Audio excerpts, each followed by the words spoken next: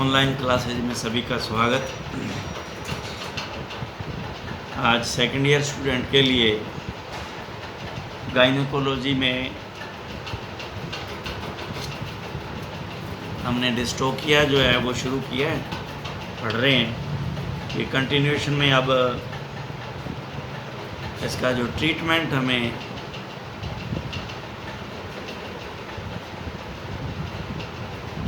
उपचार से हम यहाँ हमने विराम दिया था पिछले लेक्चर में, तो ट्रीटमेंट से शुरू कर रहे हैं। तो क्या करना चाहिए, पशु को धीरे से सावधानी पूर्वक साफ़ सुथरी जगह पर गिरा लें, नियंत्रण कर लें। पशु को ट्रैंकुलाइजर दे अथवा एपिड्यूरल निश्चेतन कर दे। अब ये फील्ड मैंने पूरा देखा है, कहीं ज़रूरत मेरे को नहीं महसूस हुई। ये उस समय की हालात है जब आप कोई ऐसा ज़्यादा जानवर फ्यूरियस हो या कोई नहीं रुक रहा हो किसी हालत में, लेकिन ब्याने के समय जो है जानवर वैसे ही निढाल हुआ होता है और वो तो वैसे ही गिरा होता ही, पड़ा ही होता है। चलिए खैर, प्रोसेस पूरा करना है, आपने इसको जानना है, लेकिन आप ऐसा नहीं करें जाते ही उसके कहीं एपिड्यूरल लगाने लग जाओ। और उसके तो कोई बीमारी है नहीं, लेकिन एपिड्यूरल लगाने के बाद उसको पैरालिसिस और करके आ जाओ। ट्रैंकुलाइजर में कोई सेडेशन दे सकते हो, छोटा मोटा देना हो तो, बाकी ज़रूरत नहीं होती। वो इसलिए दिया जाता है, कंट्रोल तो वो हो जाता है, लेकिन जानवर को कोई तकलीफ़ नहीं हो इसलिए दिया जाता है, क्योंकि हैंडल करेंगे तो पशु को भी तकलीफ़ होगी, इसलिए हल्का फुल्का कोई ट्रैंकुलाइजर दे दें, ज़्यादा अच्छा रहता है। हाथों में स्लीव पहनकर तेल आदि लगा लें तथा हाथ का कोण बनाकर पशु के गर्भाशय में हाथ डालें।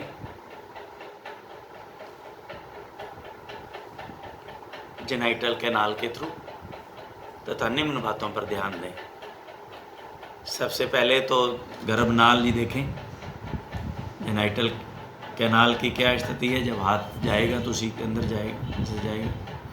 अब आपने देखना है उसकी क्या प्रेजेंटेशन है, जानवर कैसे उसको वो जो उसकी ये जो अभी मैंने जो आपको चर्चा किया कि बच्चे का वर्टिब्रल कॉलम मदर के वर्टिब्रल कॉलम से किस स्थिति में है, लॉन्गिट्यूडिनल है या वर्टिकल है, या तो यूं है या यूं है, दो में से एक ही तरीके से हो। पोजीशन देखें उसकी, अभी मैंने आपको पोजीशन के बारे में भी क्लियर कराया, पीछे हमने पढ़ा, और उसका पोस्चर क्या है। अब उसके कहीं कोई अंग मुड़ा हुआ हो और किसी तरह इस तरह से पोस्चर में कहीं प्रॉब्लम तो नहीं, पोजीशन में कोई प्रॉब्लम, प्रेजेंटेशन में कोई प्रॉब्लम, तो ये आपको जैसे ही आप हाथ बर्थ कैनाल से लेके जाएंगे अंदर, तो आपको ये उसका अनुभव हो जाएगा, बच्चा जिंदा है अथवा मरा है। ये वेरी वेरी इम्पोर्टेंट है आपके लिए। वो इसलिए इम्पोर्टेंट है कि देखिए, अगर तो बच्चा मरा हुआ है तो आपको ज़्यादा बच्चे की केयर करने की ज़रूरत नहीं, ईजिली आप हैंडल कर लो, जैसे मर्जी कर दो उसको, कोई प्रॉब्लम नहीं। अगर बच्चा जिंदा है तो बड़ी सावधानी पूर्वक उसको टैकल करना पड़ेगा।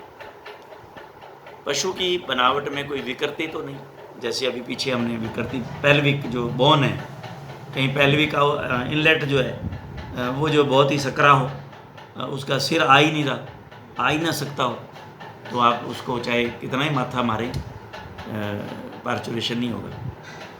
बच्चे एकल हैं अथवा जुड़वा हैं, ये भी पता चले कि भी दो है बच्चे, दो तो नहीं है कहीं, बच्चे ज़्यादा तो नहीं है कहीं। इन सब की जानकारी प्राप्त करने के बाद बच्चे का पोजीशन, पोस्चर व प्रेजेंटेशन सही करें। जैसे मान लीजिए बच्चा यूं है, तो उसको आपको चाहे तो यूं घुमाएं और चाहे आप उसको यूं घुमाएं। ये तो आप देखें ईजी किस वे में जो है आ रहा है। और इससे पहले मैं आपको एक और बात बता देता हूँ ये मेरा फील्ड एक्सपीरियंस है, यहाँ कहीं नहीं मिलेगा आपको ऐसा कुछ लिखा हुआ। इस बात को विशेष तौर से अपने क्लिनिकल डायरी में नोट करें, कामयाब होना है तो। हल्का सा जैसे ही आपने चेक कर लिया, सब तरफ से देख लिया, अब आपने क्या करना है, पहला स्टेप जो मैं बताता हूँ आपको, चाहे आपने प्रेजेंटेशन को करेक्ट करना है, चाहे पोजीशन को करना है, चाहे इसके पोस्चर को करना है, किसी को भी करना है आपने, वेरी सिंपल मेथड। आपने क्या करना है, क्योंकि जनरली गांव में ऐसी जो है व्यवस्थाएं हो सकती हैं आराम से। आप उस ऑनर को ये कहें, घर में एक बोरी भी होती है और तूड़ी भी होती है, तूड़ी ख़राब हो तो भी कोई ख़ास बात नहीं, उसको को ख़राब हो अच्छी हो कैसी भी हो, तूड़ी इसके अंदर फुल भर के ले यार, उसका मुंह बांध लो या सिल लो। वेरी वेरी इम्पोर्टेंट बात है। मैंने मेरे जीवन में ये, जब मैंने कहीं नहीं पढ़ा, कहीं लिखा हुआ ही नहीं है, कहीं बताया भी नहीं कॉलेज में, तो आपने क्या करना है, जो उसका पेल्विक रीजन है, यानी पिछा जिसको कहते हैं पिछा, उसको 4 व्यक्तियों को कहें, इसको पूंछ पकड़ के और हल्का सा ऊपर यूं उठाओ और उस बोरी को उसके नीचे लगा दो। मैं समझता हूँ शायद बात आपके समझ में आ गई होगी। ये गाय पड़ी है, इधर देखिए, ये गाय पड़ी है, ये इसकी बैक साइड है। अब ये पीठ है, इसकी पिट्ठा पेल्विक जो वो है इनलेट है। आपने बोरी को आप यूं करके इसके नीचे दे दो, यूं। अब जो क्या होगा, गाय की ये पोजीशन थी, अब गाय हो जाएगी यूं। आपके समझ में आ जाना चाहिए, ये यूं हो जाएगी। अब जब गाय यूं हो गई, अब जो बच्चा है, जब आप अंदर हाथ डालेंगे और बच्चे को, क्योंकि जब बच्चा जो है उसमें आके इसमें कैनाल में फंस जाता है, तो आप उसको ना यूं कर सकते हैं, ना यूं कर सकते हैं, ना यूं कर सकते हैं, ना यूं कर, कुछ नहीं कर सकते आप। अब आप क्या करें, बच्चे को आप पूर्ण रूप से बैक धकेल दें, क्योंकि अब जैसे आपने गाय को यूं ऊंचा कर लिया तो ये एब्डोमिनल कैविटी के अंदर इधर जो जगह बन गई हुई है यहाँ, तो ये आप क्या करोगे, आप थोड़ा सा पुश करोगे तो ये बच्चा इधर चला जाएगा। अब जैसे ही वो इस कैनाल से बाहर गया पीछे की तरफ, अब आपके पास स्पेस है खूब। अब आप उस बच्चे को आप जो है, अगर यूं है तो यूं भी कर सकते हो, यूं भी कर सकते हो। अगर आपको थोड़ा सा यूं टिल्ड नज़र आ रहा है तो उसको यूं भी कर सकते हो। हाथ डाल के, अगर मान लो बच्चे की गर्दन बैक साइड गई हुई है तो यहाँ हाथ डाल के, हाथ अपना आपका जाएगा, यहाँ हाथ डाल के बच्चे की गर्दन को सीधा कर सकते हो। तो ये एक बहुत ही, मेरे लिए जब से मैंने इस बात को जाना, मेरे लिए डिस्टोकिया कोई भयंकर ही हो अलग बात है, सड़ा गल गया हो, फूल गया हो अंदर, वो अलग बात है, वरना कोई डिस्टोकिया जो है प्रभु की कृपा से सब जो है, इस एक जो मैंने एक बात सीखी फील्ड से, और ये हमेशा लागू की मैंने, और इसमें हमेशा कामयाब रहा, तो यही मैं आपको दे रहा हूँ। ये बहुत ही ज़रूरी है। आप अगर जानवर ऐसे बैठा हुआ है तो वो क्या है, पीछे की साइड में बच्चा आया हुआ, अब आप उसको धकोगे, बड़ा जोर आता है बच्चे को पीछे लेके जाना, इजी जॉब नहीं है। उधर से मदर जो है, वो गाय जो जोर मार रही है बाहर निकालने के लिए, आप इधर से धक रहे हो, वेरी डिफ़िकल्ट। जैसे ही आपने बोरी उसके नीचे लगा दी, अब वो गाय यूं हो गई, अब वो फोर्स अपना, पहली बात तो करेगी नहीं, करेगी तो जोर नहीं, हल्का लगेगा, जोर लगा ही नहीं पाएगी। आप यूं अगर उसको पुश करोगे तो आपके लिए इजी हो गया यूं पुश करना, यूं बैठ के यूं पुश करना, और यूं पुश करने में बहुत आसान है। आपका हाथ यूं, हाथ से ऊपर से यूं फोर्स लगता है, बराबर बैठे हुए तो आपका फोर्स नहीं लगता, आप पीछे की तरफ खिसक जाते हो। तो ये बातें जो है इसमें कहीं नहीं दी हुई, ये प्रैक्टिकल जो बात है, मैं आपको, मेरा प्रैक्टिकल अनुभव है, ये मैंने आपको साझा किया।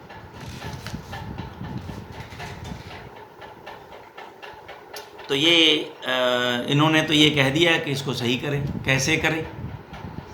ये कोई आसान काम नहीं है, बहुत टफ काम है। लेकिन ये अगर तरीका आ गया आपके सामने, बहुत आसान काम है, बहुत ही आसान काम है।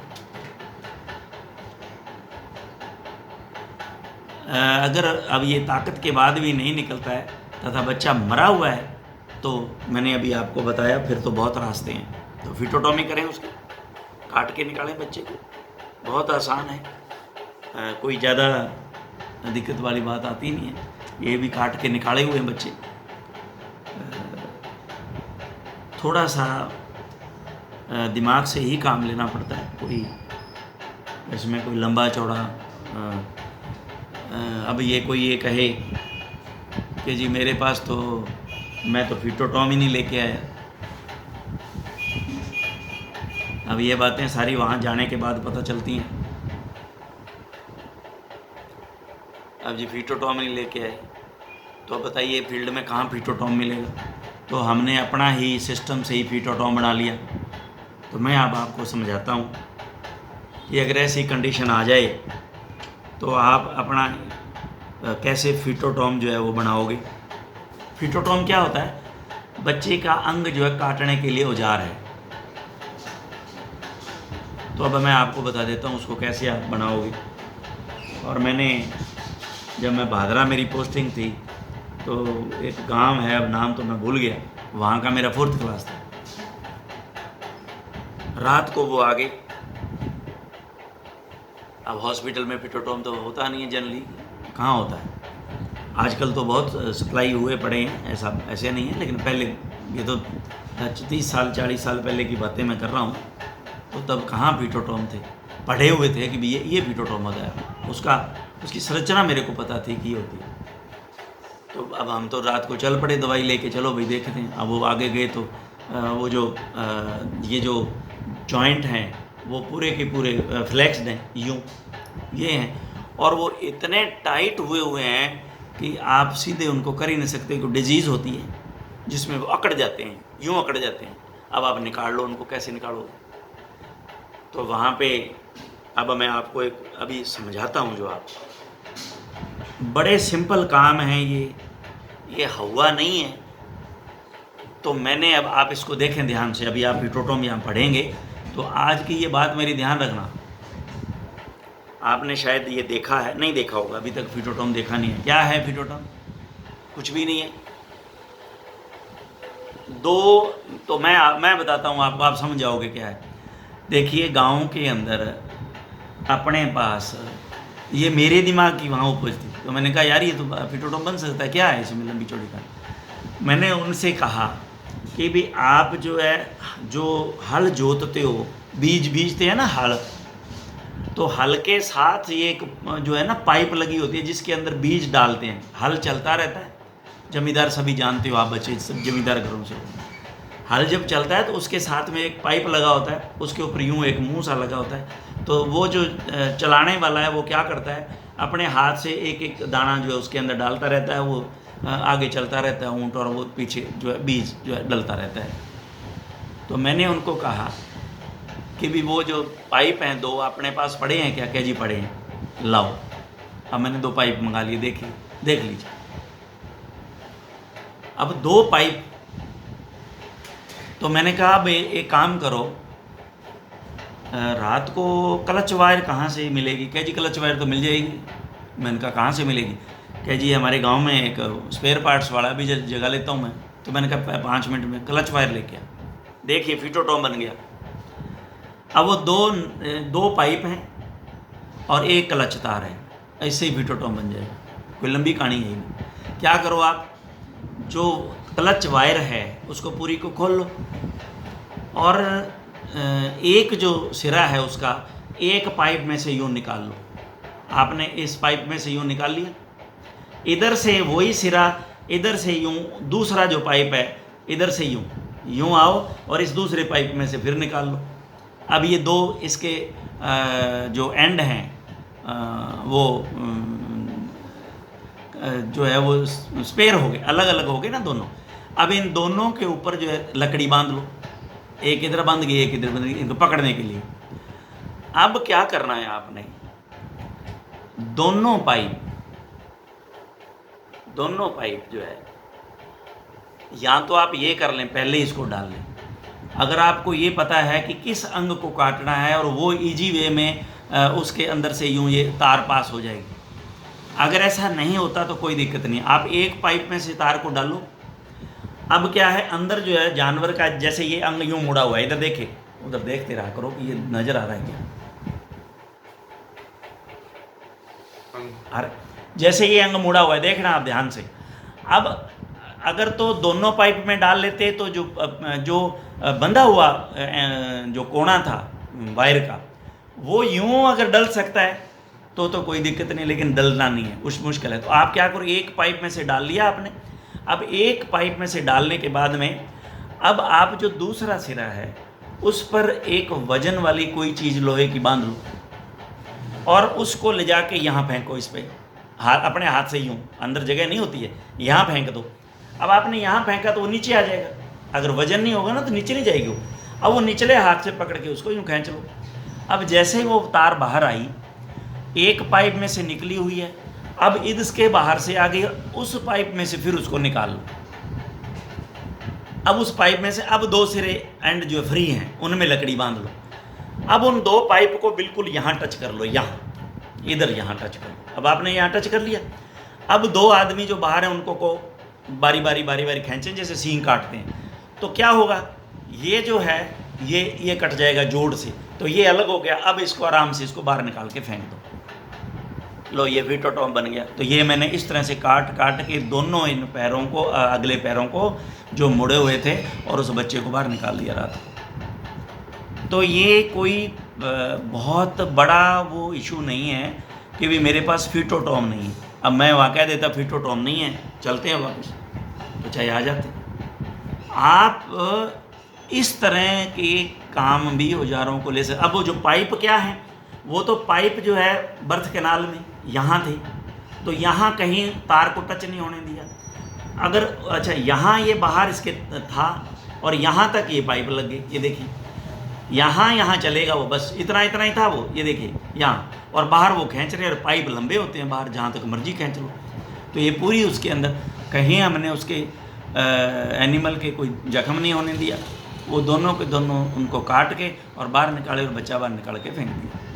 तो ये मेरा ये मतलब कहने का ये है कि ये एक प्रोसेस जो मैंने आपको फील्ड का मैंने बताया, अगर क्लासेज लग गई तो यहाँ मैं आपको करके बताऊँगा ये कि भी इस तरह से कर लेना। कोई ज़रूरी नहीं है कि भी फिटोटॉमी हो।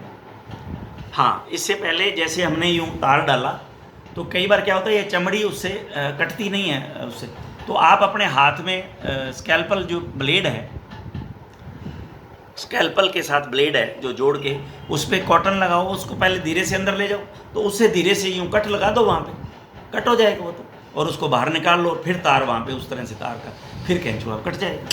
तो ये चीज़ें आपने ध्यान में, अब ये नहीं समझाया जा सकता, अगर ये समझिए, और इसके बगैर बच्चों को समझ में नहीं कुछ आए, बोलने से कुछ पता नहीं चलता। तो ये जो अभी हमने पढ़ा, बच्चा जो बाहर आ जाए तो जेर नहीं रोके, इसके लिए आरोपी का पूर्ण इलाज करें, रिटेंशन ऑफ प्लेसेंटा। उसके लिए क्या करना है, क्या बताया हुआ है, ऑक्सीटोसिन उसको लगा दें, ताकि और यहाँ उसको ये यूट्रोटॉम वगैरह हमने पढ़ लिए पीछे, वो पिला दो।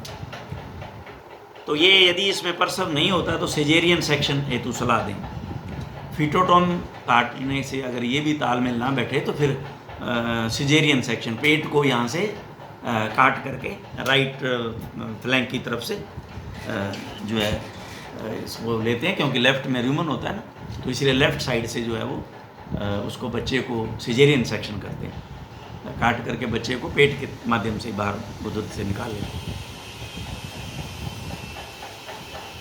तो इसमें अब डिस्टोकिया में काम आने वाले औजार अथवा उपकरण जो डिस्टोकिया में काम आए, एक तो मैंने आपको बता दिया सिंपल। तो ये अब इसमें हमारे पास पहला है, आप 25 मिनट पे मुझे अलर्ट करेंगे। अब पहला है स्नेयर्स, उसके रस्सी, कॉर्ड्स या रोप चैन, सांकल आदि। ये उपकरण बच्चे को खींचने के काम आते हैं। इस प्रकार के उपकरण साधारणतः जोड़ों पर लगाए या बांधे जाते हैं।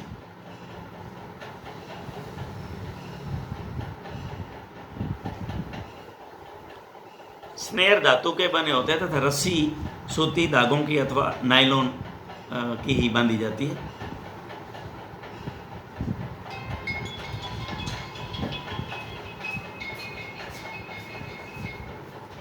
तो ये चैन है, नीचे इन्होंने दे रखा, ये रोप दे रखा है, और ये कामी नाइलॉन रोप है, कॉटन रोप है। अब इसके बाद में हमारे पास आते हैं हुक्स। ये अब यू विल वंडर कि मैंने पूरे मेरे प्रैक्टिस के दौरान, मेरी 33 साल की सर्विस में, 34 साल की सर्विस में, इनमें से कोई हुक जो है काम में नहीं लिया और ना मेरे काम आया।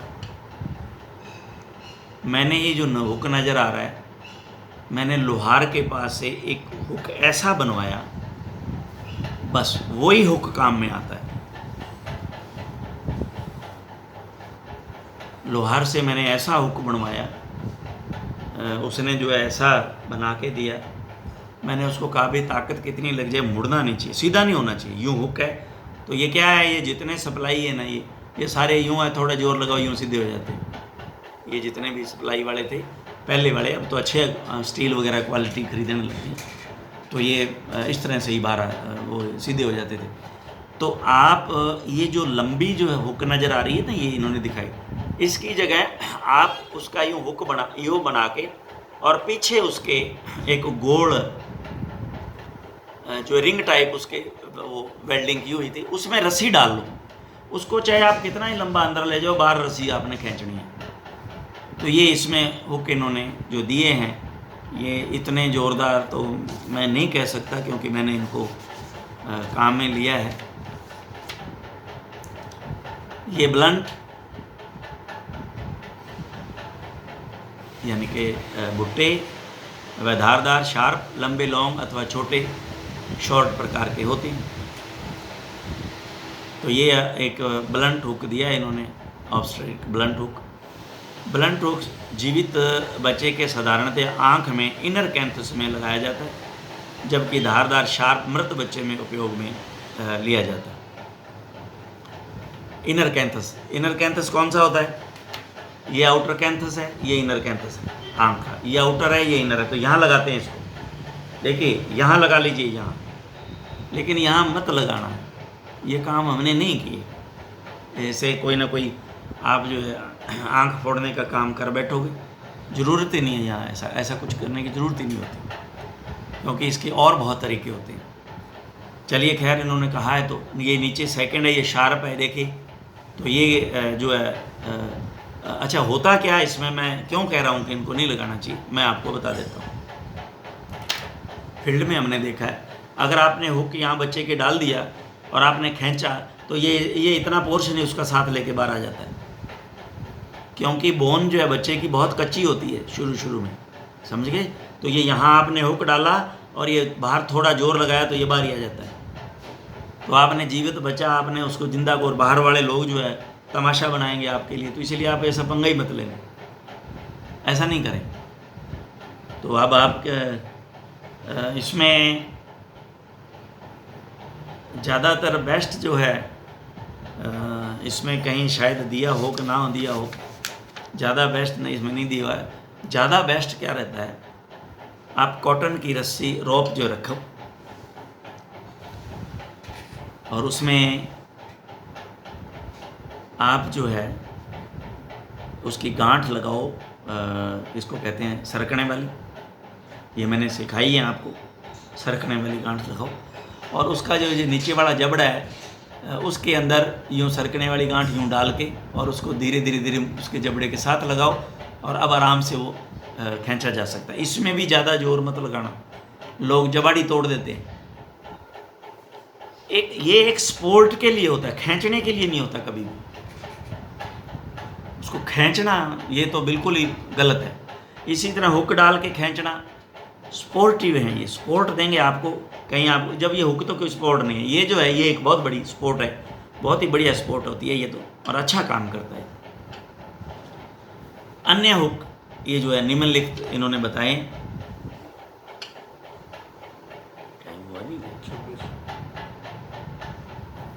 तो ये है हमारे पास cray scatter hook used in dead foetus and apply on portion. Roberts double sharp hook used in dead foetus apply on eye. Freiburger hooks used in living foetus and on eye. Ham's hook used in dead fetus and on eye. Russian pattern hook used in dead fetus and on eye.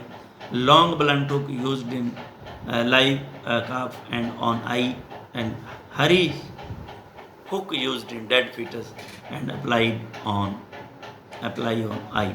तो ये आँख पर लगाने के लिए है और मैं इनको कहीं भी पसंद नहीं करता। तो ये देखिए यहाँ इन्होंने इनके दे रखे हैं, क्योंकि ये इस तरह के हुक होते हैं, इस तरह के होते हैं, यूं कैंची लिए हुए यूं लिए होते हैं। इनके पीछे जो है यहाँ रस्सी बांधने के लिए इस तरह का है, जैसे ये है ना, तो इसके भी रस्सी बांधने, इसके रस्सी, तो ये यूं हुए होते हैं। जैसे आप उसके यहाँ डालोगे, ये दोनों को यूं डालोगे और तो रस्सी को खींचोगे तो ये यूँ यहाँ टाइट हो जाएंगे, यूँ टाइट हो जाएंगे। तो ये हेल्पिंग है, खींचने के लिए नहीं है, हेल्पिंग है। हल्का बहुत, वो अगर आपने बड़ा जोर लगा दिया तो ये सारा का सारा पोर्शन ही बाहर आ जाता है। तो ये ऑब्स्टेट्रिकल हुक, ये क्रे स्कॉटर्स विद मूवेबल रिंग शार्प है ये। और ये हुक था जो पहले वो डबल, ये भी शार्प था। और ये थर्ड वन ऑब्स्टेट्रिक हुक हरीश फॉर डेड फीटस, इसमें भी इसी तरह का ये हुक है। अब ये ऑब्स्टेट्रिक हुक रशियन पैटर्न ये जो दे रखे हैं यहाँ पे, ये भी इसमें क्या है, ये जो ऊपर वाली रिंग है इसके अंदर से आप जो है इसमें यूँ इसमें उंगली डाल के इसमें से अंगूठा जो है वो निकल जाएगा, तो दबाव आएगा इसका अंगूठे का, यूँ उसमें ये जो ऊपर जो है दिया गया है, इसमें आप जो है अंगूठे का दबाव दे सकते हो। दबाव देने से जो है वो निकलेगा नहीं। तो हुक वैसे एक्चुअल में तो ऐसा ही चाहिए, ऐसा हुक चाहिए। अब इसमें ये ऊपर जो लगा हुआ है ये नहीं चाहिए। अब ये पीछे वाली गुलाई या रस्सा बांध लो, बस ये सिंपल, इतना ही सफिशिएंट है, इतना ही काफ़ी है डस्टोकिया के अंदर। यही मैंने जो बनाया था, ये जो रशियन पैटर्न का ऑब्स्टेट्रिकल हुक है ना, तो इसमें सिर्फ जो है ये इस तरह, और पीछे जो रस्सी बांधने के लिए एक गोड़, ये मैंने उससे लोहार से बनवा लिया। तो ये बड़ी इंपॉर्टेंट चीज़ है। अब आता है obstetrical blunt hook harms pattern, ये भी उसी तरह का, पीछे इसके रस्सी बंधेगी। Obstetrical hook fregers for living foetus, ये भी लगभग सेम ही है, लेकिन इसमें आगे का ये पोर्शन चौड़ाई लिए हुआ है तो थोड़ा अच्छा रहता है, क्योंकि ये ज़्यादा उसको घेरेगा, लेकिन इसमें ज़्यादा पोर्शन हड्डी का आ गया तो टूटने का खतरा जो कम रहेगा। अब है हमारे पास वे औजार जो बच्चे को वापस पैल्विक गुहा में धकेलें, रिपल्शन के बाद बच्चे को घुमाने, रोटेशन के काम आते हैं, लेकिन ये कोई काम नहीं आए कभी। इसमें एक ये चक्कू है जो काम का है, तो ये अपने कल नेक्स्ट लेक्चर में देखेंगे। आज समझाने में कुछ ज़्यादा टाइम लेगे, नहीं तो आज ये पूरा कंप्लीट हो जाता। चलिए खैर कोई बात नहीं, इसको हम हमारे नेक्स्ट लेक्चर में ले लेंगे। Thank you very much.